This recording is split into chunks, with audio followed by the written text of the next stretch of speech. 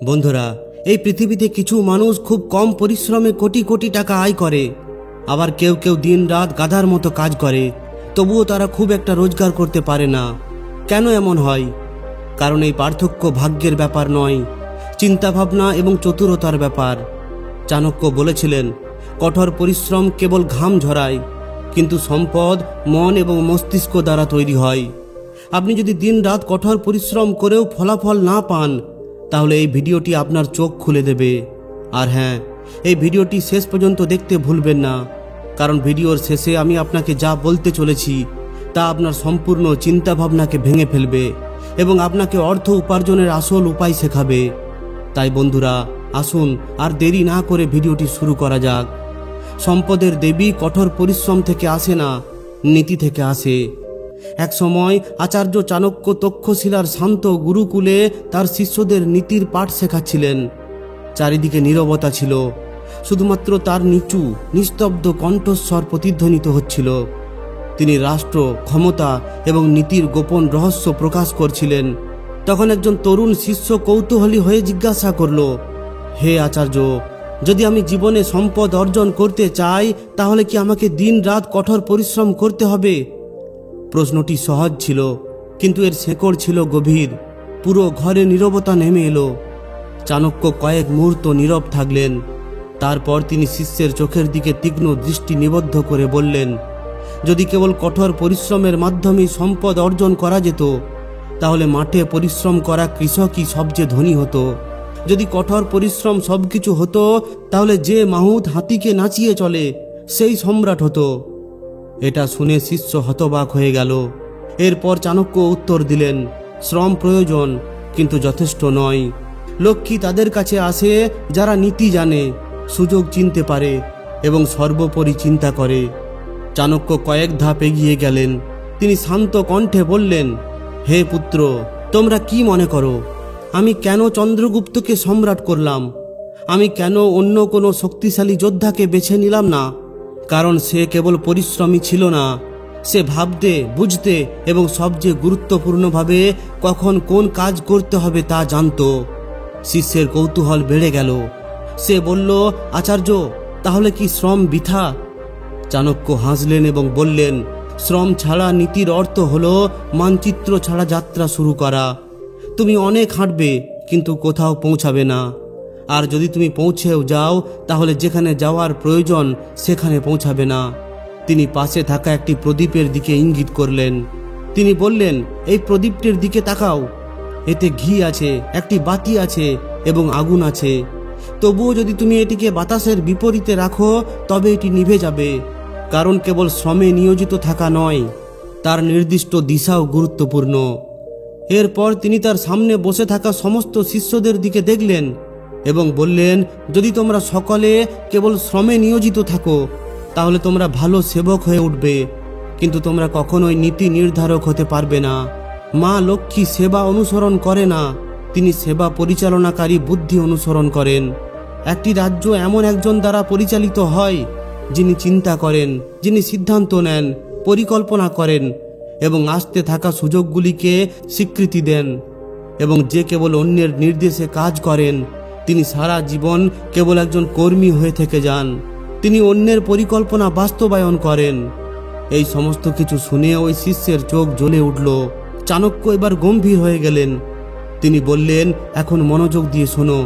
হে পুত্র, মা লক্ষ্মী একজন দেবী এবং তাকে আহ্বান করার জন্য মন্দিরটি ততটাই সুন্দর হতে হবে যতটা মন্দিরটি পবিত্র।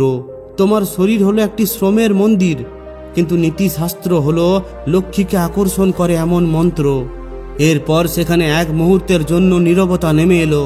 চাণক্য শেষ লাইনটি উচ্চারণ করলেন, যে যারা ঘাম ঝরায় তারা সম্পদ অর্জন করে না, বরং তারাই অর্জন করে যারা জানে কোথায়, কখন এবং কার জন্য ঘাম ঝরাতে হবে। চাণক্যের এই শেষ লাইনটি সেদিন তার শিষ্যদের হৃদয়ে গভীরে প্রবেশ করেছিল এবং দীর্ঘ সময় ধরে তা সেখানে প্রতিধ্বনিত হয়েছিল। সেদিন আচার্য চাণক্যের কথা তার শিষ্যদের মনে গভীরভাবে প্রবেশ করেছিল। আলোচনা শেষ হয়ে যায়, কিন্তু তার প্রভাব রয়ে যায়।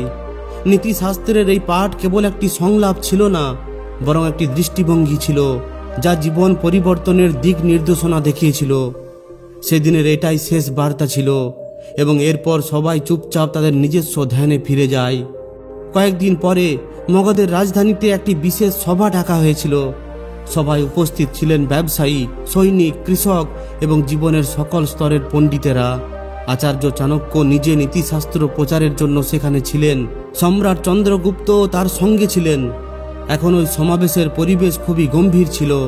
চন্দ্রগুপ্ত সমাবেশকে সম্বোধন করে বললেন, আচার্য, যখন আপনি আমাকে নীতিশাস্ত্রের প্রথম পাঠটি শিখিয়েছিলেন তখন আপনি বলেছিলেন যে সম্পদ তাদের কাছে যায় না যারা এটি কামনা করে, বরং তাদের কাছে যায় যারা এটি বোঝে। আজ এই সমাবেশের সবাই সম্পদ অর্জন করার কৌশলগুলি কিভাবে চিনতে হয় তা বুঝতে চায়। আচার্য চাণক্য মঞ্চে উঠে দাঁড়ায় এবং সেই জায়গায় নীরবতা নেমে আসে যেখানে কেবল চিন্তা ভাবনা অনুপ্রাণিত হতে পারে। চাণক্য সমাবেশের দিকে তাকিয়ে বলেন, শুধু সম্পদ অর্জন যথেষ্ট নয়, এর চরিত্রটিকে বুঝুন। লক্ষ্মী স্থির নন, তিনি জলের মতো চঞ্চল। তিনি যেখানে গভীরতা এবং পবিত্রতা পান সেখানেই থাকেন। যেখানে লোভ এবং মোহ থাকে সেখানে তিনি থাকেন না। তিনি সমাবেশে বসে থাকা কৃষকদের দিকে ইঙ্গিত করলেন যে একজন কৃষক সারা দিন মাঠে কাজ করে, কিন্তু যদি সে না জানে যে কখন কোন ফসল বপন করতে হবে তাহলে তার সমস্ত প্রচেষ্টা বৃথা। কঠোর পরিশ্রম করলে শস্য জন্মে না, সময় এবং কৌশল বুঝতে পারলে ফসল ফলানো যায়। এরপর তিনি ব্যবসায়ীদের দিকে তাকালেন। তিনি তাদের উদ্দেশ্যে বললেন যে একজন ব্যবসায়ী প্রতিদিন বাজারে বসে, কিন্তু যদি সে না জানে যে কোন নির্দিষ্ট পণ্যের চাহিদা কখন বাড়বে তাহলে তার ক্ষতি হবে। ব্যবসায়ী লাভ কেবল কঠোর পরিশ্রম থেকে নয়, জ্ঞান থেকেও আসে। শ্রোতারা খুবই মনোযোগ সহকারে শুনছিলেন। চাণক্য আরও বলতে লাগলেন, ধন তাদের বন্ধু হয়ে ওঠে যারা সম্পদকে সম্মান করে। সম্পদকে সম্মান করার অর্থ হলো এটিকে কেবল ব্যয় করার জিনিস হিসাবে বিবেচনা না করা। এটিকে একটি সুযোগে পরিণত করুন। অন্যদের জন্য কাজ তৈরি করুন, তাহলে লক্ষ্মী সন্তুষ্ট হবে। এরপর তিনি তার বক্তব্য আরও গম্ভীর করে বললেন, ধনের কৌশল হলো এটি দ্রুত দৌড়ায় না, কিন্তু যারা এর পিছনে ছুটছে তারা অনিবার্যভাবে ক্লান্ত হয়ে পড়ে। একজন জ্ঞানী ব্যক্তি হলেন তিনি যিনি নিজেকে এমনভাবে তৈরি করেন যাতে সম্পদ তার দিকে আকর্ষিত হয়। সেখানে উপস্থিত শ্রোতাদের অনেকেই এখন ধীরে ধীরে মাথা নাড়ছিলেন, যেন তারা প্রথমবারের মতো তাদের জীবনের ভুলগুলি বুঝতে পারছেন। চন্দ্রগুপ্ত জিজ্ঞাসা করলেন, হে আচার্য, যদি একজন দরিদ্র ব্যক্তি আপনার নির্ধারিত নিয়মগুলি অনুসরণ করে তাহলে সে কি সত্যিই ধনী হয়ে উঠতে পারে? চাণক্য হেসে বললেন, যখন আমি তোমাকে প্রথম দেখেছিলাম তখন তুমি দরিদ্র ছিলে, কিন্তু চিন্তা ভাবনায় তুমি ধনী ছিলে। তোমার টাকা ছিল না, কিন্তু তোমার জ্ঞান ছিল। লক্ষ্মী যেখানে জাঁকজমক থাকে সেখানে যান না, তিনি সেখানে যান যেখানে সংযম, ধৈর্য এবং বোধগম্যতা থাকে। এরপর তিনি শ্রোতাদের দিকে তাকিয়ে বললেন, যদি সম্পদ কেবল সঞ্চয় করা হয় তবে তা স্থায়ী হয় না, কিন্তু যদি সম্পদকে ভেবে চিন্তে পরিচালনা করা হয় তবে তা অন্যদের সমৃদ্ধ করে এবং আপনাকেও। অবশেষে তিনি একটি বাক্য উচ্চারণ করেন যা শ্রোতাদের সকলের মন অনুপ্রাণিত হয়। সেটা হলো, ধন কেবল কঠোর পরিশ্রমের মাধ্যমেই নয়, নীতিতে পারদর্শী ব্যক্তিদের দ্বারা অর্জিত হয়। কারণ মা লক্ষ্মী কঠোর পরিশ্রমের মাধ্যমে নয়, জ্ঞানের মাধ্যমে সন্তুষ্ট হন। চাণক্যের এই শেষ লাইনগুলি দর্শকদের মধ্যে মন্ত্রের মতো প্রতিধ্বনিত হচ্ছিল। ধীরে ধীরে পশ্চিমে সূর্য অস্ত চলে যায় এবং এর সাথে সাথে সমাবেশও শেষ হয়ে যায়। লোকেরা বারবার আচার্যকে প্রণাম করে, সম্পদ এবং লক্ষ্মীর প্রতি তাদের দৃষ্টিভঙ্গি পরিবর্তন করার আশায়। কেউ কেউ বলে, আপনি আমাদের চোখ খুলে দিয়েছেন। আবার কেউ কেউ কথা বলতে না পেরে কেবল হাত জোড় করে নীরবে মাথা নত করে। লোকেরা তাদের নিজের নিজের বাসায় ফিরে যায়, কিন্তু তাদের হৃদয়ে যে চিন্তাভাবনা জ্বলতে শুরু করে তা রাতের আগুনের মতো জ্বলে ওঠে। সেই রাত্রেই বর্ধন নামের একজন বণিক চুপচাপ চাণক্যের কাছে এলেন। তার চোখে ক্লান্তি ছিল, কিন্তু প্রশ্নগুলি আরও বেশি চাপা ছিল।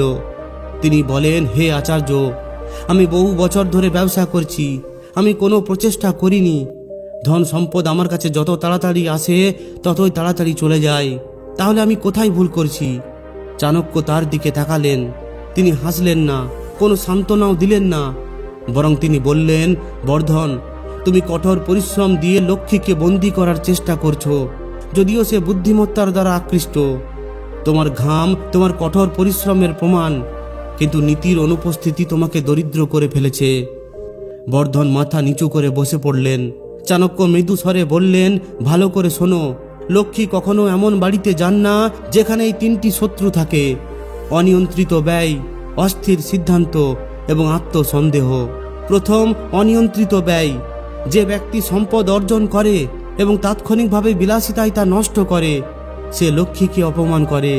সে মনে করে যে আমি তা অর্জন করে ফেলেছি, কিন্তু লক্ষ্মী মনে করে যে এই ব্যক্তি আমাকে টিকিয়ে রাখতে পারবে না। দ্বিতীয়, অস্থির সিদ্ধান্ত। সম্পদ তাদের কাছে আসে যারা সময় উপযোগী সিদ্ধান্ত নিতে পারে। যারা সবসময় ভাবেন যে দেখা যাক কি হয়, তারা সময় নষ্ট করেন, তারা সুযোগ হারান। আর লক্ষ্মী সুযোগের সঙ্গে সঙ্গে চলে, অলসতার সঙ্গে নয়। তৃতীয়, আত্মসন্দেহ। যে ব্যক্তি নিজেকেই ছোট মনে করে যে আমি কিভাবে ধনী হয়ে উঠতে পারি, আমার ভাগ্যে কি আর এই সমস্ত কিছু লেখা আছে, এই ধরনের ব্যক্তিরা আগেই লক্ষ্মীর দুয়ার থেকে ফিরে যায়। সম্পদ সব থেকে প্রথমে সাহসকে ভয় পায়। বর্ধনের চোখে এখন একটি উজ্জ্বলতা ছিল। চাণক্য আরও বললেন, এখন শোনো কি করতে হবে। প্রতিদিনের শেষে তোমার আর্থিক সিদ্ধান্তের হিসাব করো। তোমার টাকা কোথায় যাচ্ছে এবং কেন যাচ্ছে তা জানাই হলো প্রথম নিয়ন্ত্রণ। লাভ এবং লোভের মধ্যে পার্থক্য বোঝো।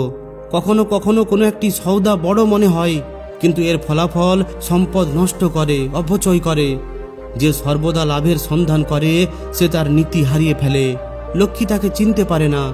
নিজের সময় দান করো না। প্রতিটি মুহূর্তই হলো একটি মুদ্রা। যে সময়ের মূল্য বুঝতে পেরেছে সে লক্ষ্মীর মূল মন্ত্র খুঁজে পেয়েছে। সম্পূর্ণ পরিবেশে নীরবতা ছিল, কিন্তু সেই নীরবতা শান্তির ছিল না, বরং সেটা ছিল আভ্যন্তরীণ রূপান্তরের। চাণক্য অবশেষে বললেন যে ধনের দেবীর কোনো সোনার মালার দরকার নেই। তার এমন একটি মন দরকার যা স্থিরবান ও জ্ঞানে ভরা। তার এমন কাউকে দরকার যে শুধুমাত্র তাকে ধরে রাখতে পারে। বর্ধন মাথা নত করেন। সেদিন থেকে তিনি সম্পদের পিছনে ছুটতে ছেড়ে দেন এবং জ্ঞানের যাত্রা শুরু করেন। বন্ধুরা, যদি আপনি এতক্ষণ ভিডিওটি দেখে থাকেন তাহলে বিশ্বাস করুন আপনি সত্যিই ধনী হওয়ার যোগ্য। আপনার জীবনে বড় কিছু অর্জনের জন্য অবশ্যই একটি আবেগ এবং এমন ধৈর্য আছে যা সবার থাকে না। এখন আমি চাণক্যের সবচেয়ে শক্তিশালী অর্থনীতি শেয়ার করতে চলেছি, যা আপনার চিন্তা ভাবনাকে এতটাই বদলে দেবে যে সম্পদ এবং লক্ষ্মী আপনার কাছে ছুটে আসবে কম পরিশ্রমে এবং বেশি বোধগম্যতায়। তাই শেষ পর্যন্ত দেখতে ভুলবেন না, কারণ আসল রহস্য হলো এটাই যে কেবল কাজ করে সে রথের চাকা টানে, কিন্তু যে চিন্তা করে সে রথে চড়ে। আচার্য চাণক্য বলেন, ধন কঠোর পরিশ্রম থেকে আসে না, নীতি থেকে আসে। যারা কেবল কঠোর পরিশ্রমের মাধ্যমে সম্পদ খোঁজে তারা সারা জীবন পরিশ্রম করে, কিন্তু লক্ষ্মী আসে না। সম্পদ অর্জন করার প্রথম নীতি হলো লক্ষ্মী বুদ্ধিমতার দাস, শ্রমের নয়। চাণক্য বলেন যে লক্ষ্মী সেই ব্যক্তির কাছে যায় যে তার মন দিয়ে সিদ্ধান্ত নেয়। সে কখন এবং কতটা কার জন্য কাজ করতে হবে তা জানে। লক্ষ্মী কেবল কঠোর পরিশ্রমের মাধ্যমে আসে না। আপনার কঠোর পরিশ্রমকে নীতি দিয়ে পরিচালনা করুন, তবেই তা ফল দেবে। দ্বিতীয় নীতি, সম্পদ আঁকড়ে ধরার আগে নিজের যত্ন নিন। চাণক্য বলেন যে সম্পদের আগে আত্মনিয়ন্ত্রণ এবং চরিত্র থাকে। যে ব্যক্তি সম্পদ আসার আগে পিছলে যায় সে তা কখনো স্থায়ী রাখতে পারে না। লক্ষ্মী যেখানে আত্মনিয়ন্ত্রণ থাকে সেখানেই থাকে। তৃতীয় নীতি, অর্থ সঞ্চয় করা উপার্জনের চেয়েও বড়। চাণক্য বলেন যে অর্থ উপার্জন একটি শিল্প, কিন্তু তা সঞ্চয় করা এবং বৃদ্ধি করা হলো একটি নীতি। যে ব্যক্তি তা অযথা ব্যয় করে সে সম্পদের অসম্মান করে। তাই যখন তা সম্মানিত হয় না তখন লক্ষ্মী পালিয়ে যায়। চতুর্থ নীতি, সময় অর্থের চেয়ে মূল্যবান। চাণক্য বলেন যে সময় নষ্ট করে সে লক্ষ লক্ষ স্বর্ণ মুদ্রা হারায়। যে সময়কে সদ্ব্যবহার করে সে অবশ্যই লক্ষ্মীকে আকর্ষণ করে, কারণ লক্ষ্মী যেখানে অলসতা থাকে সেখানে যায় না। পঞ্চম নীতি, জ্ঞানে বিনিয়োগ করাই সর্বশ্রেষ্ঠ বিনিয়োগ। চাণক্য বলেন কেবল বস্তুগত জিনিসে অর্থ বিনিয়োগ করো না, জ্ঞানে বিনিয়োগ করো। যে তার জ্ঞান বৃদ্ধি করে সে নিজেকে সম্পদ আকর্ষণকারীতে রূপান্তরিত করে। ষষ্ঠ নীতি, সুযোগকে শনাক্ত করা ব্যক্তি ধনী হয়ে ওঠে। চাণক্য বলেন সুযোগ নিজে নিজে আসে না, সেগুলিকে দেখতে, শনাক্ত করতে এবং ধরতে হয়। যারা কাজে ডুবে থাকে এবং চিন্তা করতে অক্ষম তারা সুযোগ হারায় এবং লক্ষ্মীকেও হারিয়ে ফেলে। সপ্তম নীতি, সম্পদ রাখার কৌশল শিখুন। চাণক্য বলেন, অর্থ উপার্জন করা সহজ, কিন্তু তা ধরে রাখা, পরিচালনা করা এবং তা বৃদ্ধি করাই হলো প্রকৃত চতুরতা। যারা তাদের ঘরের দেওয়াল মজবুত করে, কেবল তারাই লক্ষ্মীকে অন্তরে রাখতে পারে।